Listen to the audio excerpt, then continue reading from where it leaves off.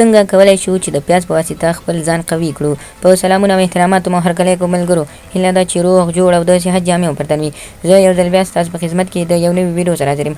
هیله ده چې د پام وړ مو وګرځېږي. تر هر څه دمخه باید یادونه وکړم که زموږ چینل مو نه وي سبسکرایب کړی نو زموږ چینل سبسکرایب کړئ او په خوا کې ورسره د ګونګړي نشان ووهئ تر څو زموږ راتلونکي ویډیوګانې په اسانۍ سره وکتلی شئ.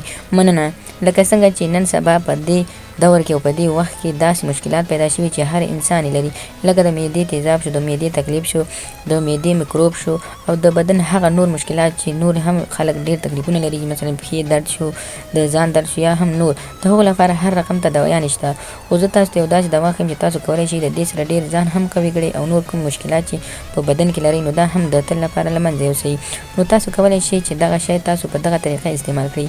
تاسو کولی شئ چې هر غرمه یا هم سحر لخوا نه کولی شئ چې بیا په مړه ګېډه یا هم په نهارې، خو که په نهارې خورئ نو تاسو لپاره لږ تکلیف پیدا کوي. خو باید ووایم چې په مړه ګېډه د شپې لخوا نه خو د غرمې او د سحر لخوا نه باید په مړه ګېډه تاسو پیاز وخورئ. پیاز تاسو کولی شئ چې ستاسو معدې تکلیف هم لرې کړي، خو که د شپې مو وخوړو نو بیا ستاسو خپله ګیله ده او ستاسو باندې به خپله ځان تاوان وي. خو د شپې تاسو باید پیاز ونه خورئ.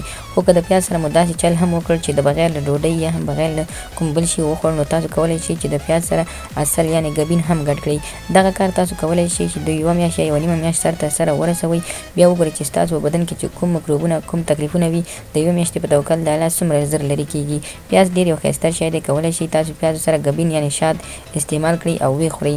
دغه طریقه ډېر عربان استعمالوي ځکه د هر بدن د هر لحاظه قوي وي، خو جنسي قوت لپاره هم قوي شی دی.